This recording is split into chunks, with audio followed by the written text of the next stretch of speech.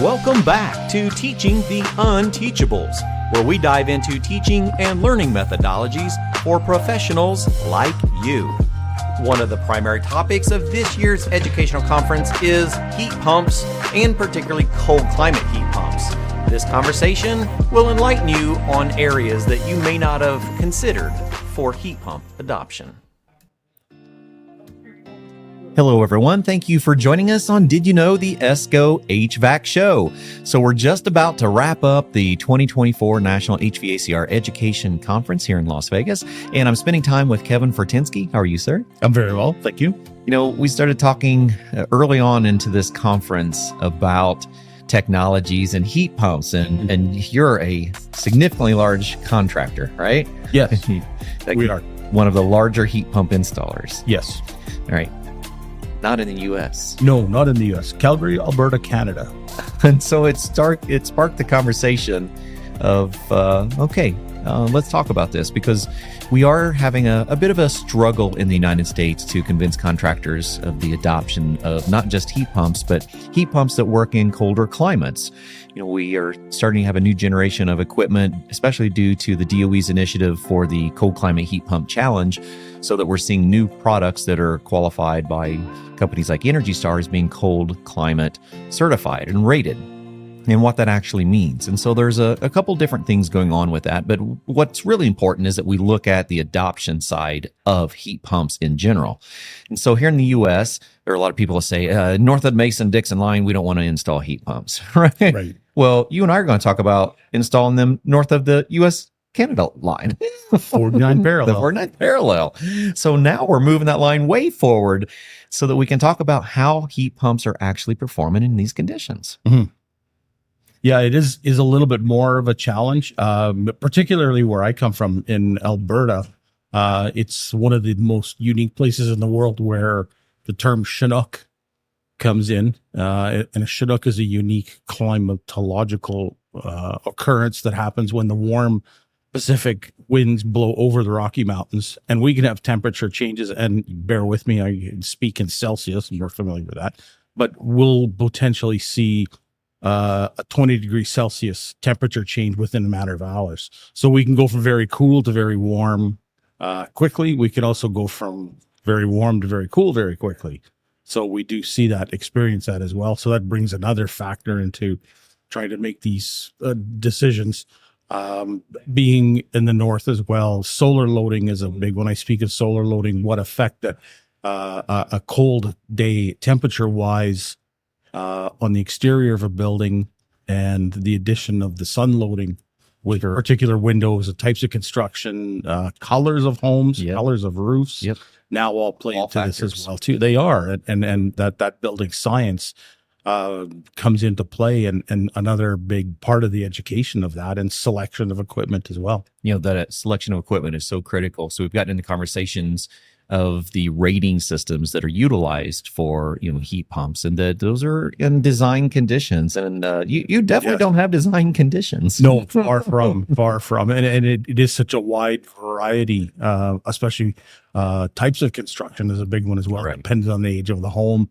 Not only duct sizing, but we have the differentiation between a 2x4 construction on the exterior walls to a 2x6. Yes. 2x6 sealed, all of those as well too. Much similar. I know we're talking similar things, but also big considerations that need to be taken into that, because the infiltration of through a 2x6 compared to 2x4 is a big thing as well. Yeah, so we're starting to spend a lot more time looking at the envelope, looking at the entire structure and ways that we can improve it to reduce that that capacity of our system, so we get better matchups and try to get our size to a proper load sizing for the conditions that we have.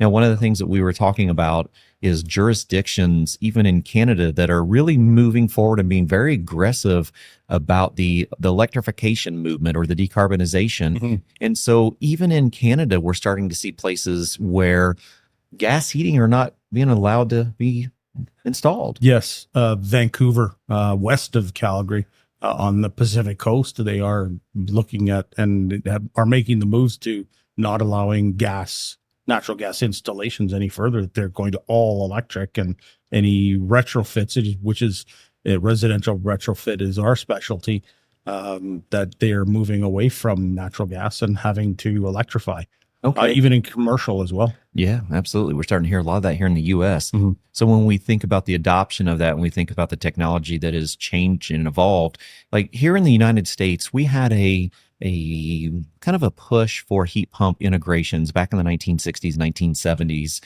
And it wasn't very successful. Some of that had to do with technology, some of it had to do with proper installation and maintenance.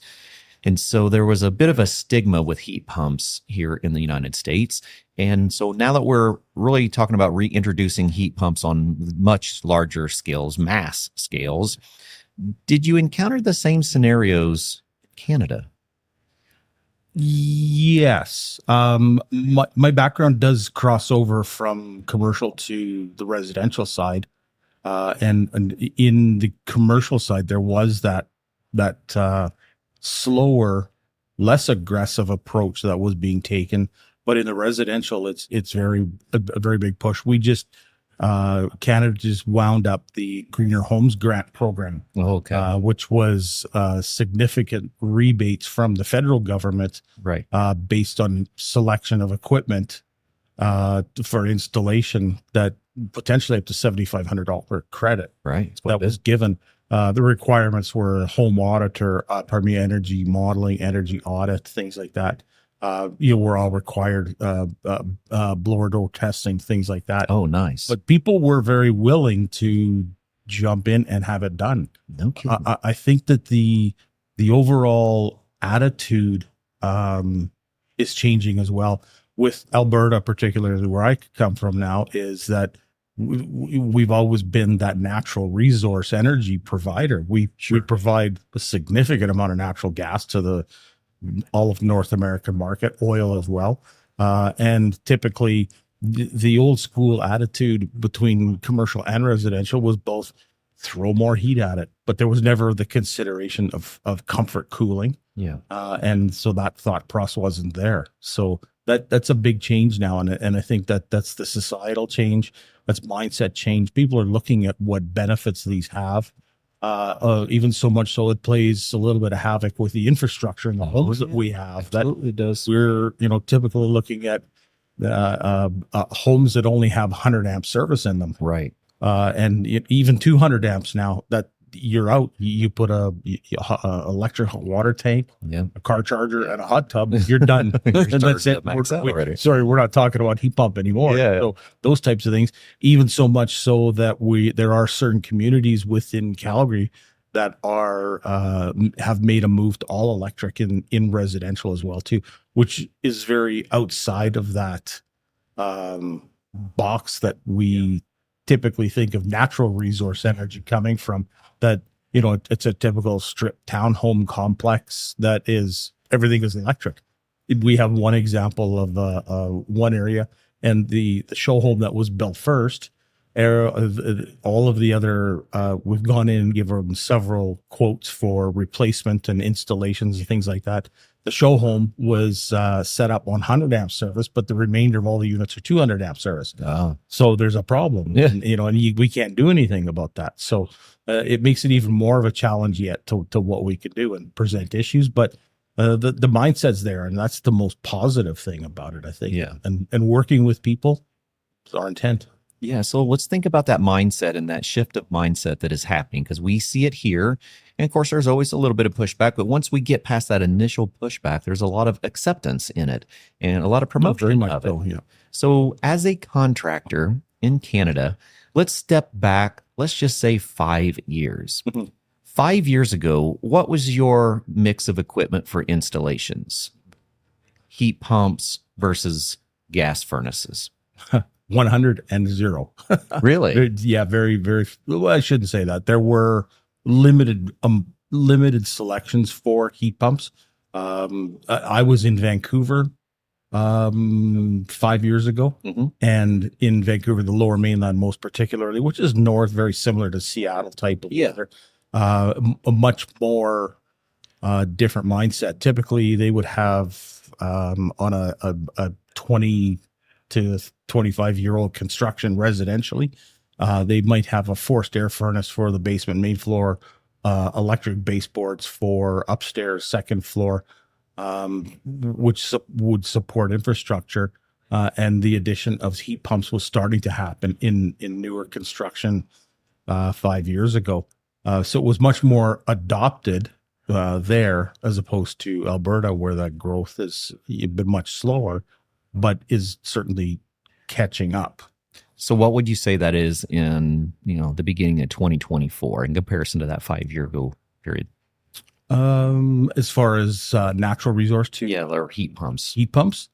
I think we're probably about 85% natural and 15% electric. Oh, okay. So it's growing, getting much better. And that was a big part of that was the government grants that were available, incentivizing people. There are other grants, and very similar to what we learned in, from DOE and the speaker this morning, that there are other incentives for you guys that seem to be tracking very similar. Sounds like it's very similar to what you. Very much so. And even that's coming. There'll be new programs introduced, probably within the next couple of months that will identify. Make that. Especially though, and one that did catch my ear was specifically about lower income type housing. Yeah, it's broadening the market somewhat, isn't it though? And also types of equipment that are available. There's so much more equipment available now that does not necessarily need to meet certain. And when I say this, that we do track with our organizations the requirements that they must meet, i.e. AHRI heat service factors and matchups and things like that. That we did have a little bit of a difficulty with one of the lines that we carry. That we did bring in an option for our customers as well too, that we could still do it. It's not as energy efficient, but still did meet the requirements, which opens up a little bit more of a segment. But I think that's where that mindset that we spoke of originally, people having natural gas is very inexpensive, comparatively speaking. We pay more for electricity than we do for natural gas, of course, as most do. Where Vancouver, as I spoke about before, you pay more for natural gas than you do for electricity. Yeah. So there's a little bit of a flip flop there. So broadening the market will help, and expanding the audience for sure. I know one of the initiatives here in the United States was to not have the electric system backup heating on a heat pump system. And that's something that we have to talk about when we're talking about load calculations and what are the proper heat pump scenarios, because a heat pump can be really good. It can be designed for a cold climate application and can serve a lot of purposes. But as we continue to drop into our very low negative temperatures, it's not going to be able to provide enough heat for our structure. So I'm an advocate of dual fuel applications. Yes. I'm really an advocate of making a comfortable solution for everyone. Agreed. And doing it as energy efficient as possible. And reliable as possible. So what are the typical installations that we have seen in Canada, especially as it relates to these heat pump incentives?